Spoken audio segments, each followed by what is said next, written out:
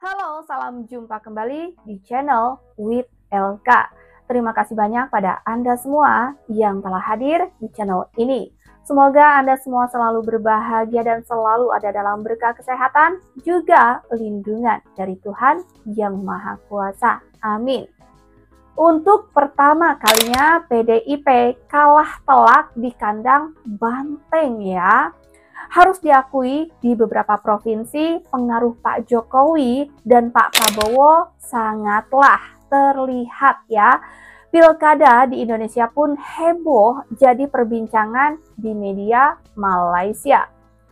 Karena adanya sosok Bu Mega, Pak Jokowi, Pak Anies Baswedan, dan Presiden Prabowo tentunya.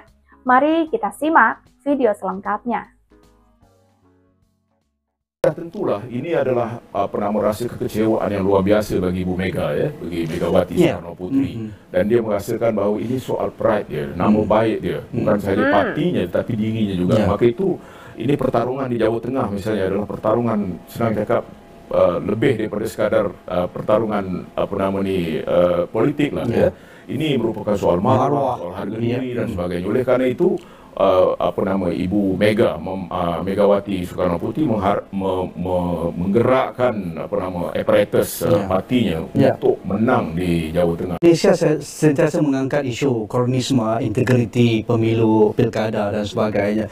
Mereka ingin melihat bahawa kuasa eksekutif itu tidak mencampuri pilkada kali ini dengan terlantiknya Prabowo sebagai Presiden baru Indonesia. Tetapi sekali lagi itu menjadi perdebatan di kalangan wartawan Indonesia. Apa pandangan Tan Sri? Pak Prabowo dan juga Jokowi masih mendukung dan juga ada kampenya di lapangan. Ini istilah yang digunakan di Indonesia lah, cawe-cawe. Istilahnya ya. Jokowi sewaktu Pilpres dulu pun nampak secara jelas ya. Dan pengaruh Jokowi masih kuat di Jawa Tengah. Kita harus ingat bahawa Jokowi adalah salah seorang presiden yang paling popular di dunia, bukan saja di Indonesia, dengan approval rating yang cukup tinggi. Walaupun misalnya para wartawan, civil society group ya, budayawan dan sebagainya tidak berkenan tidak menyenanginya, tapi di kalangan rakyat dia masih lagi sangat popular dan lebih lagi di Jawa Tengah. Ya, sebelum pilkada ada ura-ura tokoh yang bertanding dalam pilpres, iaitu calon yang didukung oleh yang dinamakan Anies Baswedan. Pak Anies untuk sekali lagi dicalonkan sebagai Gubernur Jakarta, tetapi nampaknya PDIP tidak menerima Anies Baswedan dan Anies tidak menjadi mana-mana calon dalam koalisi kali ini. Mengapa ini amat tidak dimahukan oleh gabungan Prabowo dan juga gabungan dari Pak Jokowi untuk Anies tidak bertanding dalam Gubernur Jakarta kali ini, dan masih juga Anies sentiasa memberikan kenyataan politik dan sebagainya, dan PDIP hanya mengetengahkan calon yang mungkin popular di kalangan rakyat, tetapi nampaknya mereka juga terpaksa bekerja keras untuk bertambung dengan koalisi Indonesia Maju. Anies kita tahu bahawa dia hanya mendapat lebih kurang 26% dari segi jumlah undi popular sewaktu Pilpres dalam bulan Februari. Tetapi kita harus ingat juga bahawa Anies ini ada pengikut-pengikut yang disebutkan sebagai anak abah kalau di Jakarta itu anak abah lah, macam Ahok ni ada pengikutnya Ahokers ya. Jadi Anies ni pengaruhnya di Jakarta itu cukup luar biasa sebab beliau pernah menjadi gubernur Jakarta dan dia sangat popular di sana. Jadi Tan Sri, kalau kita lihat dalam analisis Tan Sri di media, Tan Sri mengangkat bahawa percaturan Pak Jokowi dan juga Ibu Mega ini akan sentiasa mewarnai politik Indonesia. Walaupun mereka tidak ada kuasa eksekutif dalam Indonesia Maju dan juga berada di dalam arus perdana politik Indonesia, tetapi mengapa kita mengangkat dua tokoh ini? Ini style tradisinya ini sebahagian daripada politik Jawa lah. Dua-dua tu Jawa ya. Dua-dua tu tokoh Jawa. Ini dua-dua. Malah kalau kita perhatikan bahawa SBY masih ada. SBY macam mana pun selepas lengser lagi menjadi presiden, pengaruhnya tak sebegitu kuat ya. Walaupun sebelum anaknya mengambil alih ini, beliau masih lagi menjadi ketua umum Demokrat, ya. Tetapi dalam konteks Megawati, selepas daripada menjadi presiden, beliau masih lagi mempunyai cengkaman ataupun pengaruhnya dalam PDIP. Malah beliau masih menjadi ketua umum. Ya.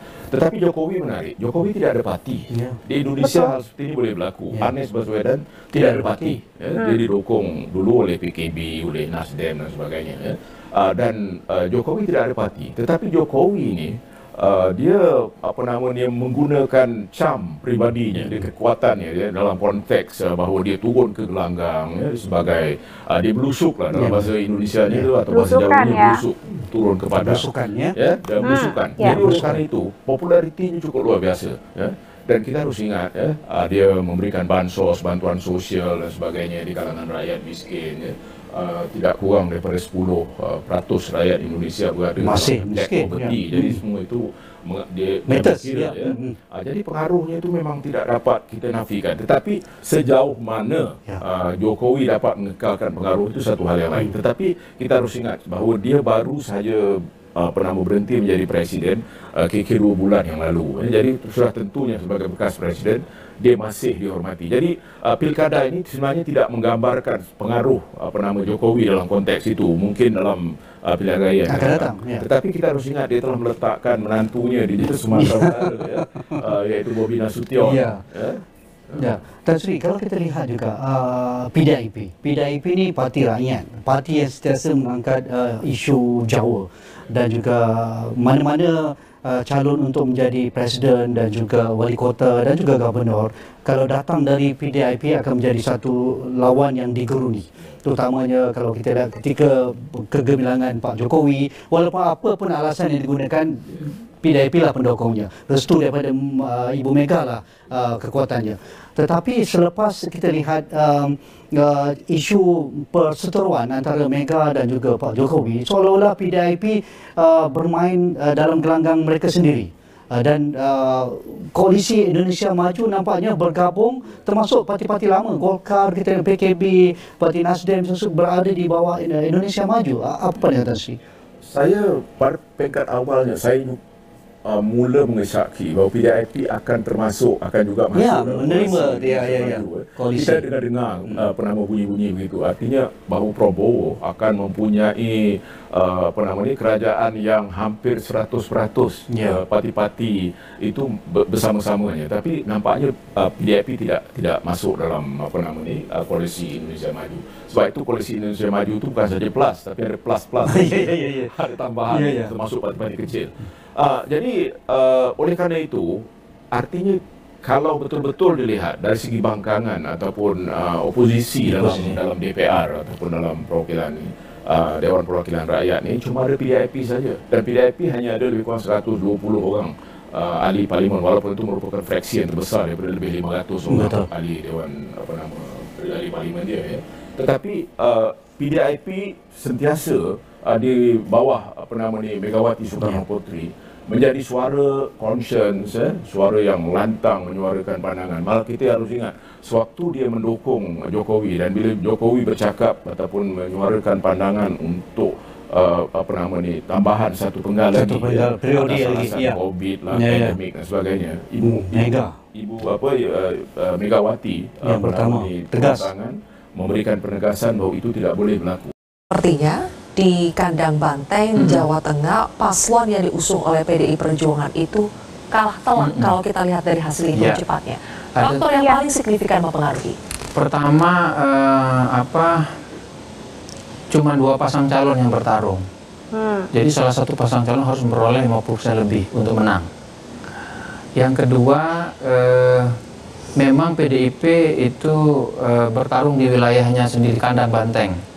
Tapi kan PDIP untuk mencapai 50% itu tidak bisa mengandalkan dirinya sendiri. Karena kekuatan PDIP di Jawa Tengah itu antara 30 sampai 40% maksimal. Ya, kalau berdasarkan pemilu yang barusan itu 28%. Ya, sama yang ditandingkan dengan Pak Lutfi sama Pak Yasin, itu secara ketokohan keduanya sama kuat lah. Ya, tetapi dari segi tokoh-tokoh lain yang membantu itu PDIP bercerai dengan salah satu tokoh utamanya selama ini, yaitu Jokowi, ya, yang membantu Prabowo di Jawa Tengah untuk memenangkan pemilu. Jadi dengan kata lain, kita bisa mengatakan dengan asumsi bahwa tokoh calonnya itu sama kuat, ya, itu berarti PDI Perjuangan bertarung sendiri di Jawa Tengah. Ya, tidak bisa kita pungkiri ya bahwa masih ada tokoh-tokoh yang sangat berpengaruh untuk mendukung dan mempengaruhi pilihan rakyat Indonesia. Ya, salah satunya adalah beberapa yang telah terjadi di saat pilkada kemarin ya, dan tentunya tokoh-tokoh yang menang ini memang berdasarkan dukungan-dukungan dari ya tokoh-tokoh tertentu ya, berarti pengaruhnya memang sangat besar. Tapi apapun itu, siapapun yang terpilih, mudah-mudahan itu adalah yang terbaik untuk rakyat Indonesia. Jadi kita harus menyadari ya bahwa semuanya itu yang terpilih itu adalah memang sudah seharusnya menjadi pemimpin-pemimpin. Mudah-mudahan mereka amanah dan kita tentunya harus mendukungnya ya setelah pilkada kemarin. Hasilnya kita harus dukung bersama. Mudah-mudahan itu adalah yang terbaik untuk rakyat Indonesia. Sampai di sini with LK teman waktu Anda, semoga menjadi informasi yang menarik dan bermanfaat untuk Anda simak. Sampai jumpa lagi di next video. Terima kasih banyak.